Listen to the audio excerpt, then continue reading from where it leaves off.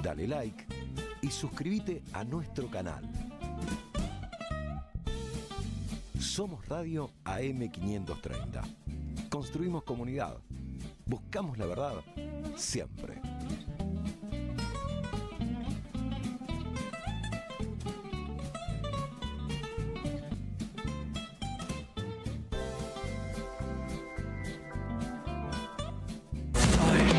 El escenario es la Asamblea de la ONU. Enseguida Jaisibel me cuenta sobre los discursos más salientes y sobre el discurso de Lula. Por ejemplo, podremos decir la contracara directa de lo que fue la intervención de nuestro presidente, de tu presidente, que arrancó diciendo: yo no soy un político. Sí.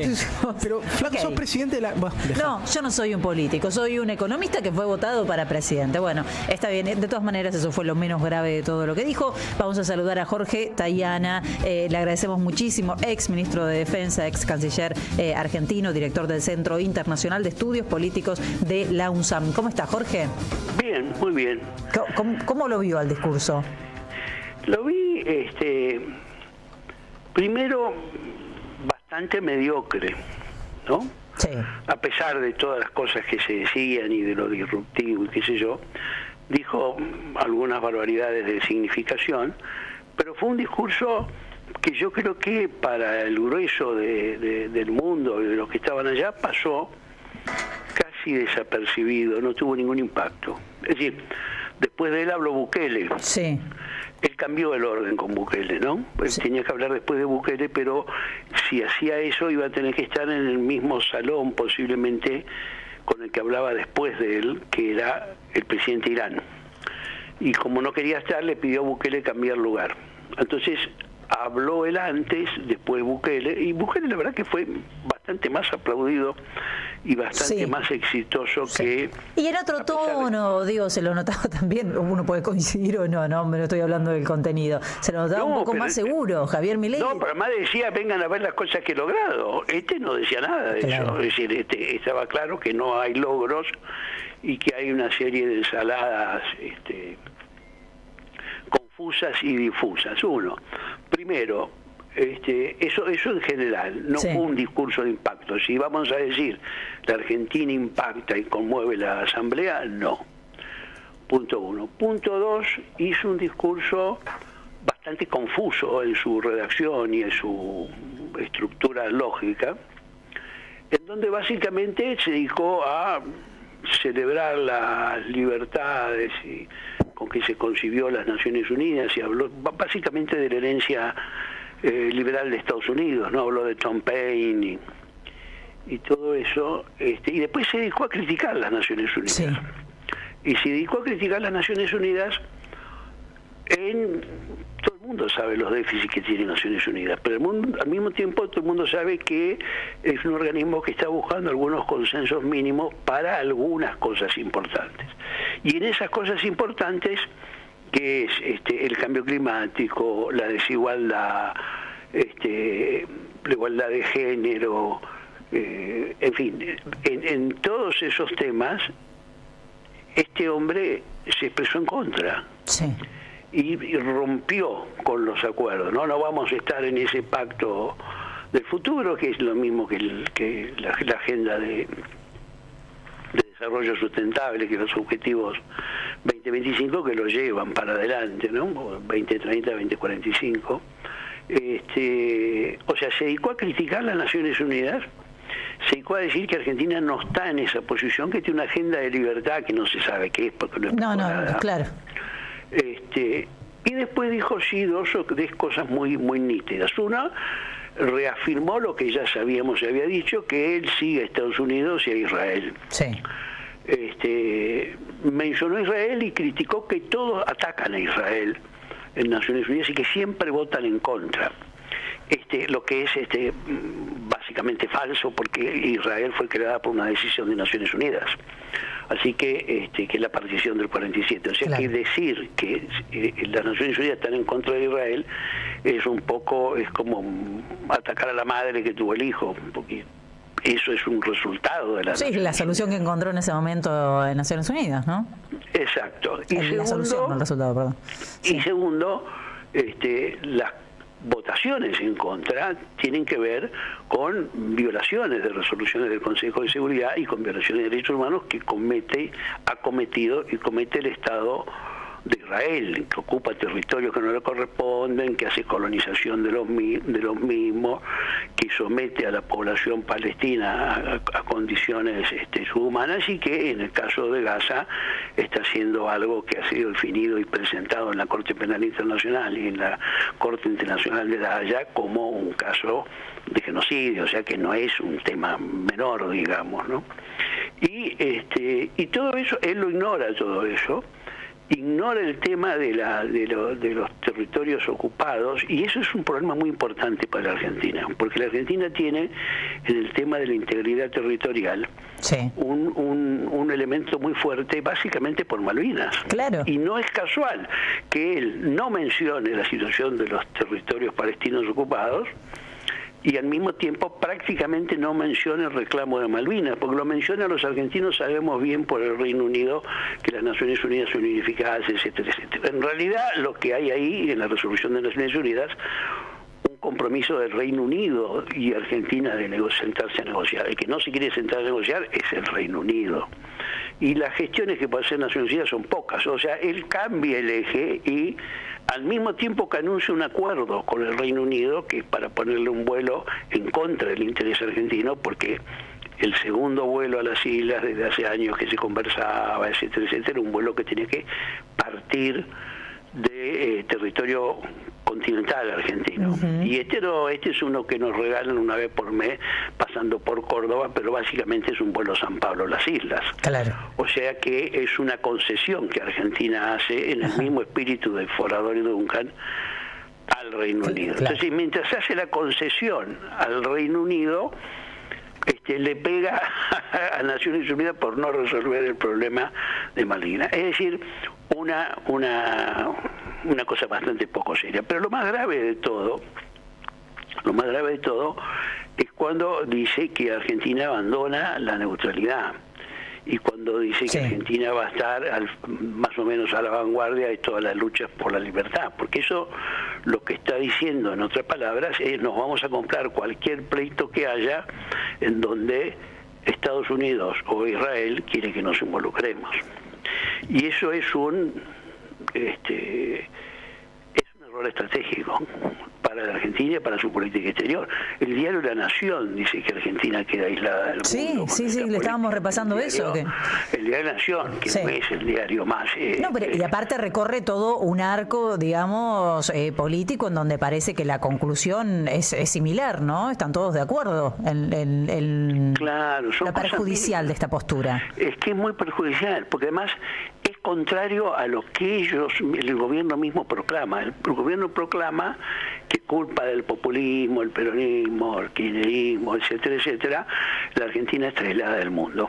Pero la verdad que Argentina forma parte del G20 desde el comienzo, desde la época de Menem, en realidad. Después, cuando el G20 se transformó en reunión de jefe de Estado, fue incorporada. Esto fue después de la crisis de los 2008. Hemos estado en montones de... O sea, somos un país que tiene una situación internacional importante, y con esto la estamos cuestionando y rifando. Ya pasó, ¿no? Ya cuando fue la reunión del G7, que fue invitado junto con otro jefe de Estado a Puglia en Italia, un par de meses atrás, en el verano europeo, ya pasó desapercibido y no habló.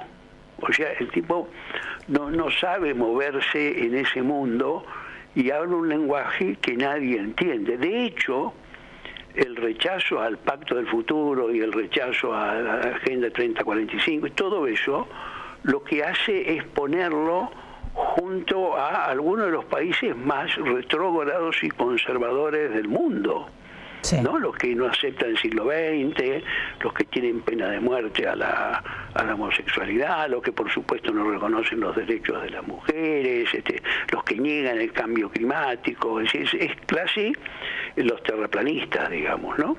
Y él se cree cómodo en eso, se siente cómodo y piensa que va a liderar, pero lo concreto es que logre el objetivo opuesto al que se propone. Es decir, en vez de generar confianza en la Argentina, genera desconfianza en la Argentina. Porque él dice, bueno, con el déficit, al terminar con el déficit fiscal y bajar la inflación, la Argentina se vuelve confiable. Bueno, primero hay que ver si eso es sustentable, que es la gran duda de los mercados, y por eso preguntan todo el tiempo eso. Bueno, ¿a costa de qué lo está haciendo? De no pagar la deuda. Si yo no pago la luz, no pago el agua, y no pago nada, y no le pago al almacenero, me va a alcanzar la plata, pero no es sustentable. Pero además de no ser sustentable, la acción política del presidente es una acción política muy disruptiva y muy contrario a generar algún espacio de previsibilidad o de perspectiva de futuro para la Argentina. Entonces, esto es lo que a mí más me sorprende, es como el martillazo que pegó en Wall Street.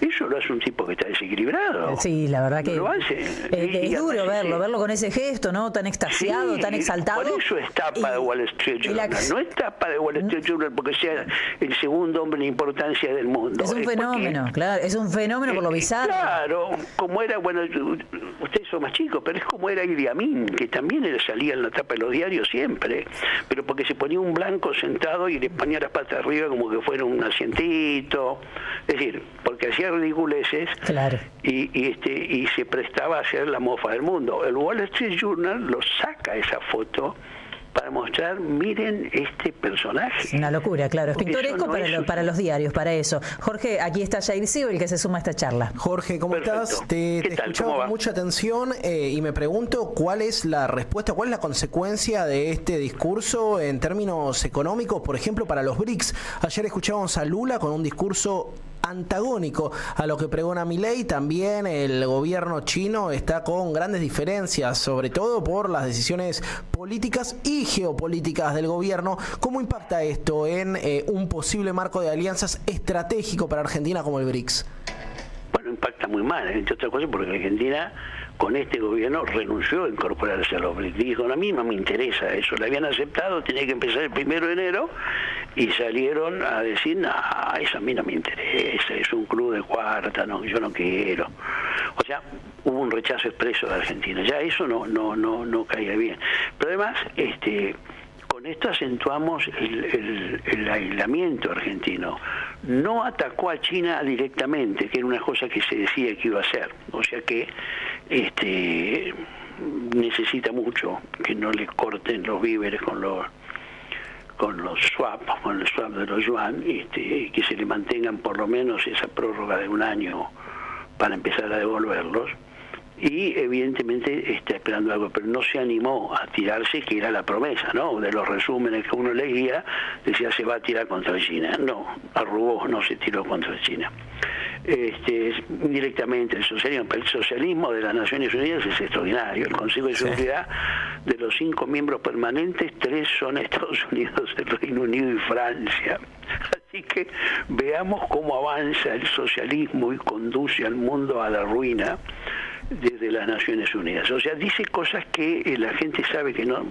El mundo diplomático, claro, son disparates, son cosas que la gente sabe que no son ciertas. El discurso de Brasil, de Lula, sí, que además abre la asamblea y por lo tanto siempre tiene un gran público, es el discurso de un estadista, el estadista más importante que tiene en este momento América del Sur, sin duda, ¿no? Y con una figura de trascendencia, y que es escuchado en el mundo por los países desarrollados, que lo ven como un país emergente, como una potencia emergente, y también por el lado del gran sur, digamos, ¿no? O del sur global, que lo ven como un líder que habla de los problemas que ellos tienen y ayuda a solucionarlos, ¿no? Es muy impactante, además, pensar en el discurso de Milei, que no habla de la situación de la Argentina, de los problemas, de nada de eso, cuando además se conocen a partir del fin de semana en el pacto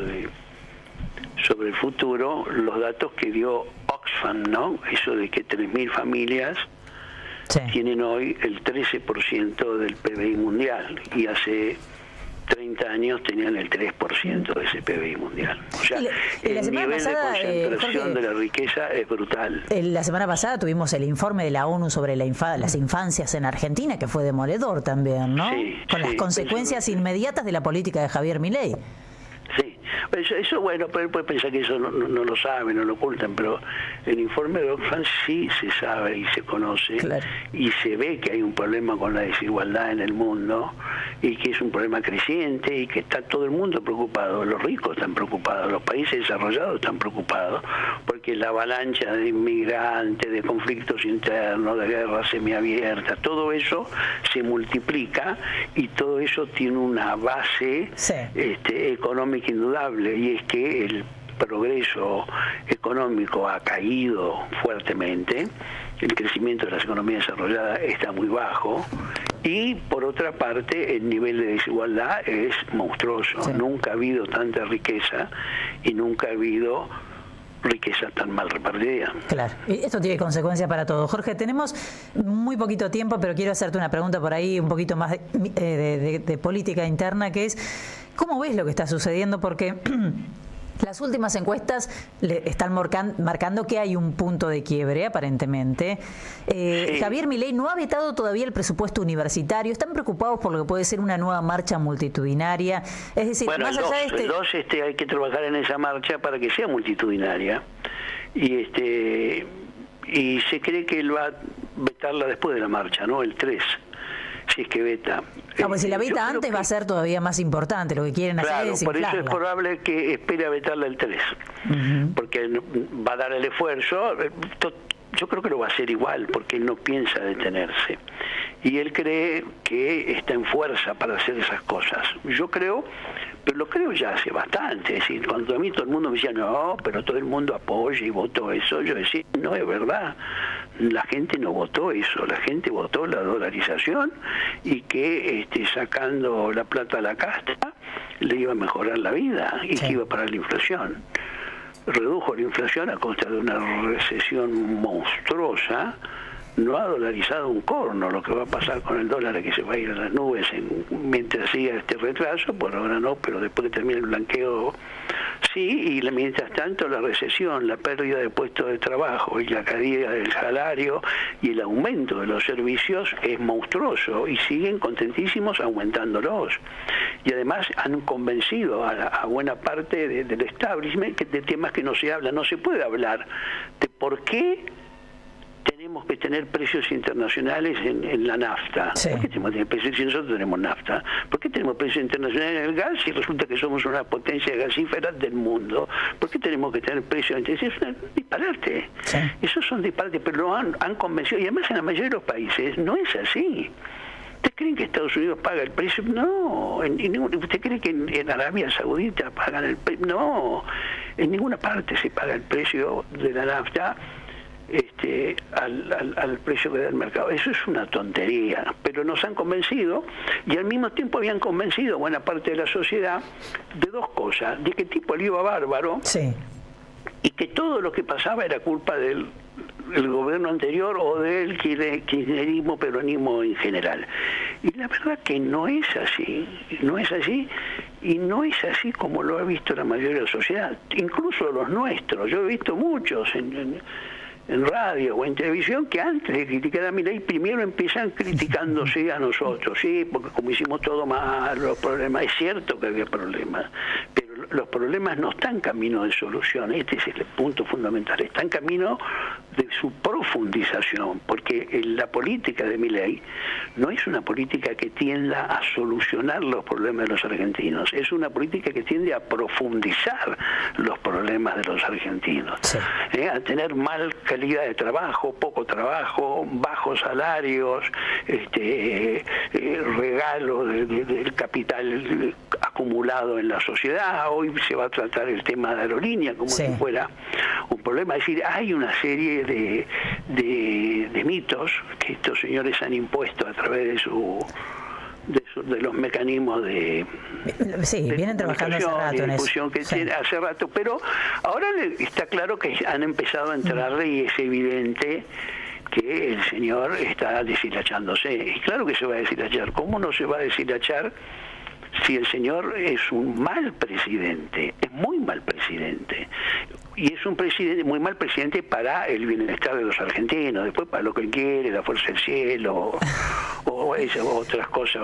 Para eso parece que funciona, sí, para su proyección de loco internacional o líder fascista internacional parece que va bien. Jorge, te agradezco mucho el tiempo. No, muchísimas gracias a ustedes y un buen día a esa provincia de Buenos Aires que quiero tanto. Un abrazo grande. Estamos escuchando a Jorge Tayana hablando sobre el discurso de Javier Milei en la ONU y hablando en términos generales que se está deshilachando su novedad, ¿no? Esto que está diciendo Jorge, en algún momento iba a pasar. ¿Cuánto más querés hacer sin que te afecte la imagen? Y que se está aislando del mundo, me parece lo interesante.